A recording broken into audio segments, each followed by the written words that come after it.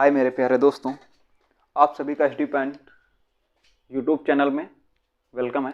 मैं अमान सिंह आपको फिजिक्स का अगला ही पार्ट आज आपको रेखीय आवर्धन पे ले चलता हूँ।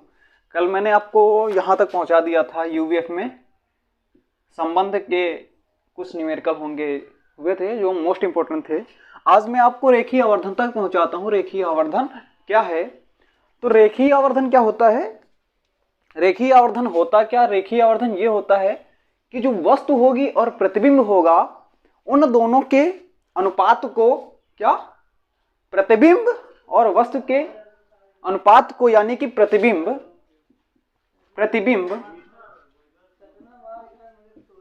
की लंबाई बटे वस्तु की लंबाई, किसकी? वस्तु की।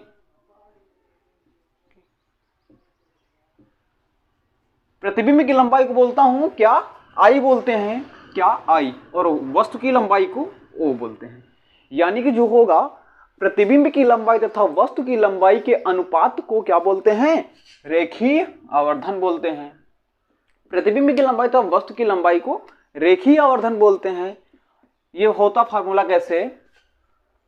रेखीय आवर्धन को प्रेजेंट किससे करते हैं? तो ये प्रेजेंट करते हैं एम से। किससे? एम से प्रेजेंट करते हैं। तो फार्मूला क्या होगा? m बराबर क्या हो जाएगा? m बराबर आई बटे ओ। एक ये होता है जो ये प्रतिबिंब की लंबाई एक्चुअल में यूवीएफ में संबंध के अनुसार क्या बताई थी? अवतल दर्पण उत्तल दर्पण में जो प्रतिबिंब की लंबाई होती है उसे बोलता हूं v होता है। जो वस्तु की लंबाई होती है वो होती है क्या? u होती है। तो इसके ये भी प्रतिबिंब की लंबाई है आई बटे ओ, तो इसके बराबर में ये v बटे u लिखा जाता है। क्या? v बटे u। और ये होगा कैसा? ये ऋणात्मक होगा। यानी कि फार्मूला जो रेखीय आवर्धन का लास्ट निकल के आया वो क्या होगा? m बराबर i बटे o बराबर माइनस के v बटे u। ये होगा आपका फार्मूला। अब आपसे पूछे, आपको जैसे ये दो चीजें दे दी, इनमें से ये दे दिया, तो कितना फार्मूला? ये वाला लगा देंगे, इसको छोड़ देंगे क्योंकि तीनों बराबर में है। इनके कितने फार्मूले हो सकते हैं? तो एक फार्मूला ये हो जाएगा आई एम बराबर आई बटे ओ। पहला तो फार्मूला ये होगा। और दूसरा फार्मूला पूछे तो आई बटे ओ बराबर माइनस का वी बटे यू हो जाएगा।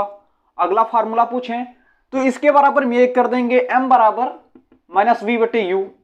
इस तरह के कई फार्मूले आप निकाल सकते हैं। इस तरह आप कई फार्मूले निकाल के अपने न्यूमेरिकल्स को आसानी से हल कर सकते हैं। अब आपका क्या होगा? अब आपसे पूछे आई क्या है? तो आई क्या है? प्रतिबिंब की लंबाई है। आई क्या है? प्रतिबिंब की। न्यूमेरिकल में जब आपको प्रतिबिंब की लंबाई दिया होगा तो क्या होगा? आई का मान होगा। वस्तु की लंबाई दिया होगा तो ओ होगा। और ये क्या है? v, दर्पण से प्रतिबिंब की दूरी। क्या है? v बराबर दर्पण से, ये है दर्पण से, किससे? दर्पण से प्रतिबिंब की दूरी। किसकी? प्रतिबिंब की दूरी है ये वाली। जो v है ये दर्पण से प्रतिबिंब की दूरी है। और u क्या है? u है दर्पण से वस्तु की दूरी। कहां से? दर्पण से वस्तु की दूरी।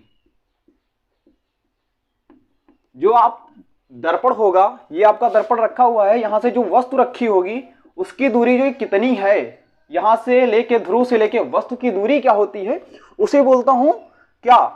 u बोलता हूं। क्या? u होगी।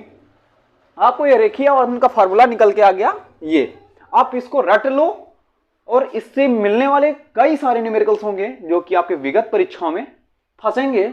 आप कैसे फंसाते हैं वो भी आपको अगले ही पार्ट में दिखा रहा हूं, कैसे फंसाते हैं।